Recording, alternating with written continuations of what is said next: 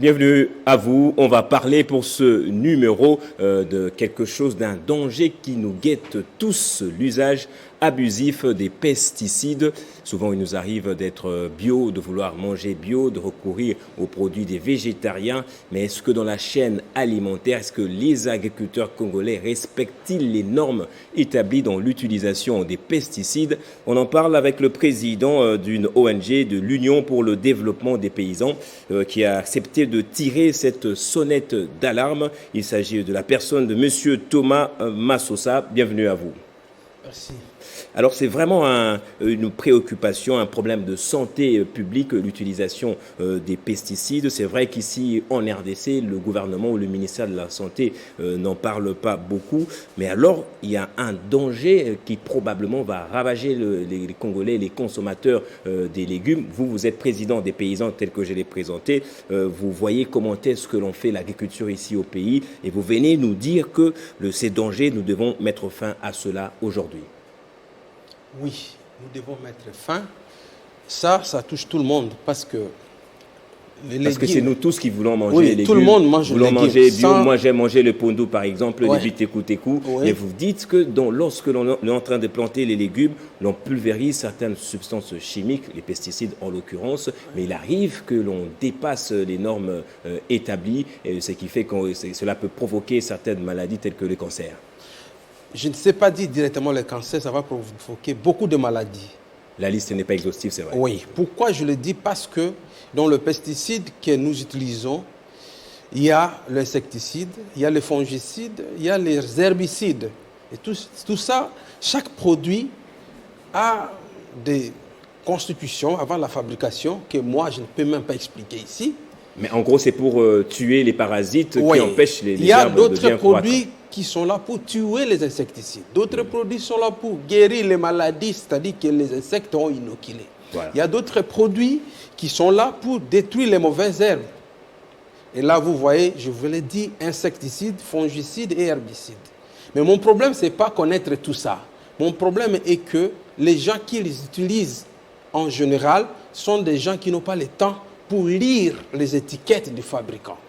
Je vais dire par exemple, quelqu'un qui veut produire le bitekou-tekou. On dit non, il faut engraisser parce que les sols ici aux alentours de Kinshasa sont des terrains où on a exploité il y a plus de 50 ans. On ne laisse pas le sol en jachère. Non, parce qu'il n'y a pas assez d'espace. Maintenant, il y a assez de monde à Kinshasa, il faut leur donner la nourriture. Mais quel genre de légumes qu'on donne? On met l'engrais, ainsi de suite. Durée d'attente, par exemple, avant récolte, on dit c'est 20 jours ou 10 jours. Mais moi, parce que je dois vite vendre, je vais récolter à 3 jours. Et toi, sur le marché, tu ne sais pas différencier. Moi, j'ai récolté ce que j'ai respecté le délai ou je n'ai pas respecté. Parfois, je produis la tomate. Je vais traiter le soir et qu'il fallait récolter après 15 jours ou 10 jours. Mais un voleur passe après 2 jours, il récolte mes tomates, ce qui se fait souvent, mais il les amène au marché. Et nous venons, et toi, tu n'as pas de problème parce que c'est bien présenté cette tomate-là. C'est bien rouge. Voilà, et toi, tu vas aller vers ça. Mais qu'est-ce qui a été fait pour qu'on puisse produire cette tomate-là? Et parfois, il y a des gens qui en mangent cru. Il y a des gens qui prennent directement des concombres crus. Mais en les prenant comme ça, ils prennent directement les insecticides ou les pesticides qui est dans cette nourriture-là. Vous voyez, maintenant, ça va se décharger dans ton corps. Qu'est-ce qui va arriver demain? Peut-être il y aura des maladies endémiques qu'on aura des difficultés à régler comme problème pour trouver des solutions.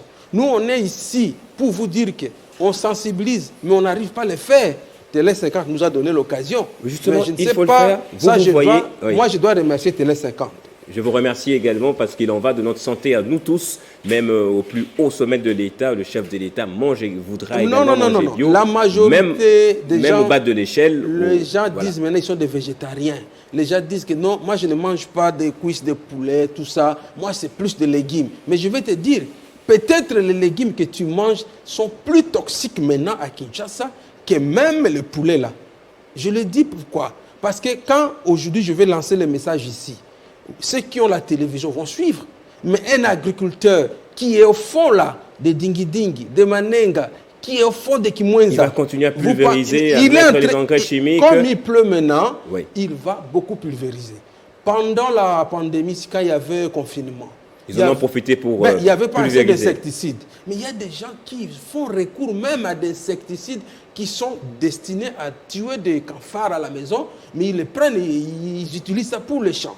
Et quand il le fait, toi tu es ici en ville, tu ne sais pas voir ça. Il le fait pourquoi? Parce que l'objectif pour un agriculteur, c'est investir moins et gagner. Et comme les insecticides coûtent cher, il va trouver tout ce qui peut détruire un insecte pour lui. Parce que nos mamans là, qui ne savent pas lire, ou elles peuvent lire mais ne comprendront jamais qu'est-ce qui est mentionné sur l'étiquette. Parce que le vendeur qui a vendu les produits les a conditionnés dans des petites bouteilles. En les conditionnant, lui aussi il va mélanger à son tour. Il avait 1 litre, mais il veut vendre 2 litres. Il va mettre ce qui lui vient en tête pour augmenter la volume de l'insecticide. Oui. Mais dis-toi, il a mis quoi? De mazout, de quoi? Je ne sais pas. Mais comme il y a l'odeur de l'insecticide, il fera tout pour mettre ce qui est plus toxique pour tuer les insectes au champ. Les insectes sont tués. Mais est-ce que la tomate, les aubergines là, les épinards, il y a même des pondous, je te dirais, qui poussent dans des jardins. Tu dis que non, moi je prends seulement les pondous, mais quand on a pulvérisé les matembele là, mais ça prend quel espace dans les champs? Et le monsieur qui a pulvérisé, avec quelle protection? Je vais te dire. On va parler, apparemment, le problème se trouve à tous les niveaux, à partir de celui qui vend le pesticide, à la personne qui utilise, même arriver même à l'homme, au consommateur. Ouais. Nous tous sommes justement en proie à ce danger. Je voudrais savoir comment les choses devaient se passer normalement, monsieur Massosa. Écoute, un agriculteur doit être accompagné. C'est comme un médecin. Un médecin, quand tu vas à l'hôpital, on ne peut pas laisser à un infirmier de prescrire les ordonnances. Souvent, un infirmier est là pour recevoir les gens et le malade, avant de prescrire, il y a des étapes à suivre. Et nos plantes là sont des êtres vivants. C'est lui qui prescrit les produits pour la tomate, pour produire la tomate ou les aubergines, les poivrons, tout ça. Il a quelle formation?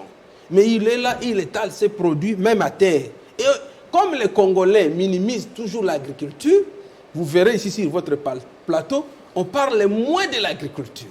Pourquoi? Mais pourtant tout le monde mange. Même un fou mange. Du haut du sommet jusqu'au dernier, nous tous nous mangeons. Je veux un peu te faire rire. Quand il y avait confinement ici, tu as vu, on a confiné les champs?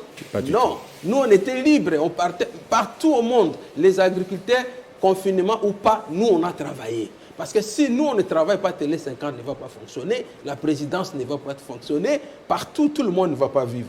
Mais nous voulons ici dire que ce n'est pas parce qu'on est agriculteur qu'on doit produire la nourriture pour tuer les gens. Qu'est-ce que ça devait se passer comment? Ils le font par ignorance, alors. Non, ils le font par ignorance, parce qu'ils ne sont pas suffisamment encadrés, informés. Et puisqu'ils ne voient pas les gens tomber malades, du coup, ils pensent que finalement, ils tombent pas malades. Mais vous dites que dans l'avenir, dans le jour prochain, peut-être 30 ans après, on aura peut-être une maladie endémique, telle que vous avez dit au début de cette émission. Les gens tombent déjà malades, mais moi et toi, on ne sait pas comprendre ça vient d'où. Mais il y a des gens qui ont des diarrhées à la maison. Parfois, on fait la cuisine comme ça, des légumes, vous voyez qu'il y a la diarrhée. Mais c'est dû à quoi? Tu vois? Par exemple, quelqu'un qui... Il y a même des éleveurs qui sont avec nous. Moi, je vis au village, tu vois. Je vis avec les paysans, je suis paysan. On organise souvent des formations pour sensibiliser sur ça. Nous invitons même des vendeurs de produits. Il y a une maison en place qui a accepté de nous accompagner pour nous expliquer. Quelqu'un qui élève les porcs, il devient lui-même vétérinaire. Parce qu'il ne sait pas payer un vétérinaire. Et en injectant les produits, les porcs meurent dans la porcherie. Parfois, il y a des maladies. Et qu'est-ce qu'il faut? Directement, il va couper un morceau et il l'amène sur le marché. Alors qu'il devait l'enterrer? Non, il devait l'enterrer parce que les produits qu'il a injectés, vous pouvez vous informer auprès des vétérinaires, en principe, il y a des délais d'attente avant la consommation de viande. Mais tout ce que vous consommez comme viande là, est-ce que vous le vérifiez? Vous n'avez pas la possibilité de le vérifier. Les légumes que nous consommons chaque jour à Kinshasa pour le moment, allez sciemment sillonner, regardez. Partout à Kinshasa, de Mazangongo, Manenga, Dingi, Manzanza, partout, allez voir comment on produit la tomate. La tomate que nous produisons ici sont des semences importées. Quand c'est importé, ça ne peut pas pousser sans pesticides. Parce qu'il y aura beaucoup d'insectes. Mais il faut de l'insecticide pour faire pousser ça. Il faut de l'engrais. ainsi de suite. Il faut des fongicides. Mais il faut préparer ces gens-là. On ne peut pas les amener en ville pour les former. Solution, c'est s'attacher à nous, les organisations, qui veulent soutenir l'État congolais et nous aider à sensibiliser. Et pourquoi n'avons-nous pas des semences produites par le pays? Oui, produites sur le sol sais, congolais? le monde maintenant veut aller vite avec tout. Quand tu as la tomate traitée, tu peux facilement réussir. Avec les réalités, avec les insectes. C'est comme un enfant, ton enfant là, quand il est né. Ben, déjà quand sa mère est enceinte, on commence à donner des injections. Le bébé va grandir avec des injections jusqu'à aujourd'hui, il y a des vaccins. Mais comment toi tu es né? Des injections, vous faites allusion à la nourriture? Non. Moi, je parle des vaccins qu'on te donne. Quand tu es malade, il y a les produits, il y a la malaria. On t'accompagne avec les produits. Mais les plantes aussi sont des êtres vivants. On les accompagne aussi. Il y a aussi une pharmacie pour les plantes. Voilà. Il y a une pharmacie pour les bêtes. Mais pourquoi dans notre pays, on ne parle que de la médecine humaine? On ne veut pas encadrer la production de légumes. Par conséquent, la médecine humaine va souffrir. C'est-à-dire, le ministère de la Santé, dans les jours à venir, ça va coûter à ces pays ici. Si on ne tire pas attention à ce que nous disons ici à temps, parce qu'un agriculteur qui produit un champ de 3000 tomates, il va donner les 3000 tomates à combien de familles? Et quand il produit les aubergines, il y a combien d'aubergines dans son champ? Et ça vient, on les étale où d'abord? Il y a beaucoup de problèmes. Les légumes là sont lavés où? Il y a beaucoup de champs qui sont le long des cimetières de Kimbanzek. Et quand il pleut, tu vois, quand il pleut, tous ces cimetières-là dégagent tout ce que tu connais. Et ça fait déverser sur des rivières Nsanga. Et c'est avec cette eau-là directement qu'on lave rapidement les légumes. On les amène à la maison. Tu me diras qu'on va les cuire. Je serai d'accord avec toi. Oui. Toi aussi, quand tu consommes tes carottes-là, comment est-ce que tu les consommes? En état cru, non? Mais quand ils ne sont pas bien lavés, les pastèques que tu achètes ici, le pastèque en soi ne peut pas pousser sans insecticides. Nous voulons vraiment demander à nos dirigeants que tout le monde veut manger les légumes, c'est vrai à Kinshasa. Mais nous, on veut accompagner les agriculteurs à sensibiliser. C'est-à-dire quoi? On ne peut pas amener les agriculteurs en ville pour dire que non, quitte là, viens te former, il ne viendra jamais. Il faut aller vers lui. Mais aller vers eux, ils sont éparpillés. Qu'est-ce que les gouvernements peuvent faire pour atteindre tout le monde? La majorité n'ont pas le temps de lire, ne suivent même pas les informations. Mais quand tu les trouves dans son champ, vous les regroupez, ils vous écoutent facilement. Moi, je vois ici... Mais alors, entendre tous les dangers que vous soulevez, j'ai envie de dire que tout le monde devrait avoir alors son champ derrière la maison, à produire ses propres aliments. Comment tu vas produire ton champ? Tu dois avoir ton champ chez toi. Si tu as un champ pour la tomate, tu auras aussi un champ de carottes, tu auras quel espace? Tu ne sauras pas. Comment tu vas les suivre? Nombreux parmi nous ici sont des locataires. Qui va te donner l'espace? Où est-ce que tu vas trouver l'espace? On va tous acheter des terrains quelque part pour planter. Oui, mais tout le monde ne peut pas devenir agriculteur parce qu'il n'y aura plus de journalistes. Voilà. Il faut des journalistes parce que tu fais bien ton travail. Il faut que aussi les agriculteurs puissent bien faire leur travail. Et pour bien le faire, on doit vraiment nous encadrer. D'ailleurs, le journalisme, tout ce que vous faites, ça vient après nous. Vous ne pouvez pas exister sans nous. Et si nous vous donnons une nourriture qui n'est pas appropriée, nous détruisons alors la nation. Ça va coûter. Aujourd'hui, ici, je vais dire directement, je vois, excusez-moi, on consulte des gens ici. Mais on doit nous consulter aussi, nous. Les agriculteurs. Nous, les agriculteurs, qui tenons votre vie entre vos mains. Si on ne nous consulte pas, ce n'est pas un problème. Mais aujourd'hui, je suis parce qu'on doit nous encadrer. Nous encadrer, c'est venir vers nous. Je vois des députés faire des bruits par-ci, par-là. Nous sommes vos électeurs.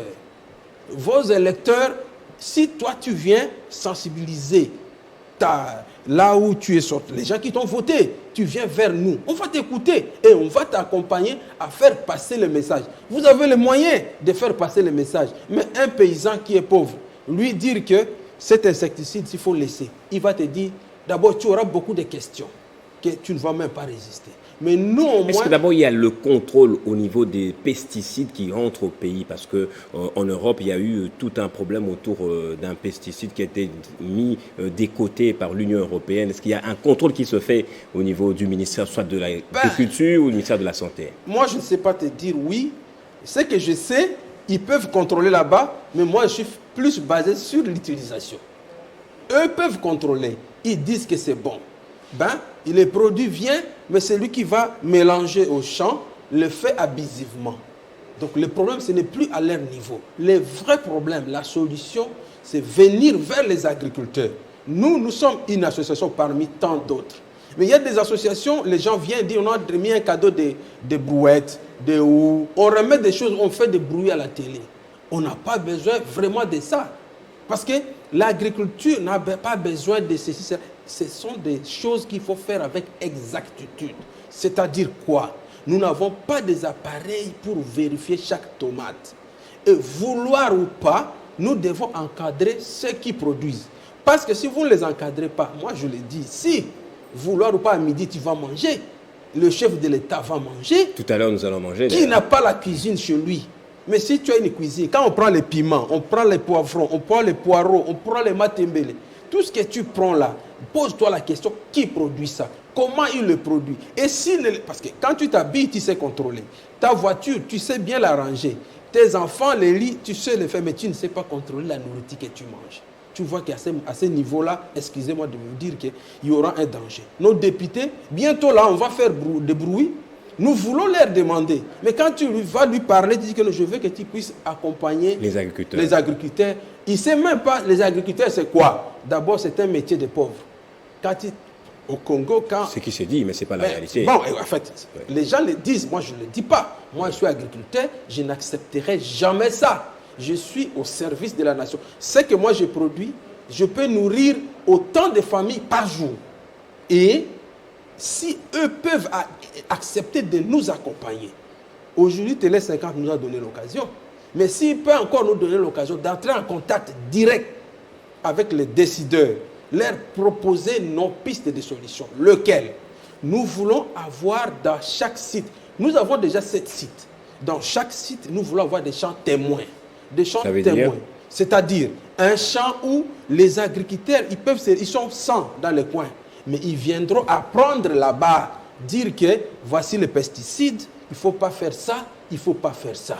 Et si ceux de Kimwenza le font, ceux de Manenga le font, ceux de Ntsanga le font, ceux de Mbanzangungu le font, au moins on va essayer de commencer petit à petit. Et là, on peut être accompagné par des agronomes. Mais là, c'est un travail en amont. Il faudra également un travail en aval, un travail de contrôle, parce que vous pouvez former quelqu'un, mais si vous ne le suivez pas de très près, il voudra gagner à tout prix de l'argent et à revendre le plus vite des produits qui semblent être consommables déjà. Je t'informe que les agriculteurs sont vraiment soudés. Quand ils travaillent dans un coin, ils se communiquent. Ils ont la facilité de faire passer un message. Mais le vrai problème, c'est quoi? On nous envoie des gens, quelqu'un qui vient de la ville, je suis tel, il vient, il fait des bruits, 30 minutes, il rentre. Les Congolais ne supportent pas de travailler sous le soleil. Vous savez, en principe, on allait avoir une journée pour remercier les agriculteurs qui n'ont pas eu peur de Covid, qui sont sortis sous le cas, il y avait interdiction de sortir, et nous, on risquait la vie, on sortait, on travaillait. Parce qu'un agriculteur, c'est sous soleil pour produire la nourriture. Mais on parle moins de ça. Et pourquoi je ne comprends pas, on doit parler moins de ça? Parce que nos dirigeants, tous mangent. Mais ils ne savent pas tirer attention. Je ne comprends pas. Vous pouvez aller, nous avons des ministères qui nous gèrent. Et nous sommes affiliés là-bas. Mais quand tu vas là-bas, on ne te prend même pas en considération. Qu'est-ce qu'il fait le ministère au sujet de l'utilisation ou de la réglementation des pesticides jusque-là? Oui, mais il faut leur poser la question. Il faut leur poser la question. Ils sont en ville. Il faut leur poser la question simple. Nous avons combien des agriculteurs ou de maraîchers dans tel site? Ils vont inventer. Je ne suis pas contre eux. Je les pousse à venir faire leur travail. Tu vois? Et avant qu'eux le fassent, nous sommes en train de nous organiser pour les aider à faire leur travail. Mais notre organisation-là a besoin de moyens.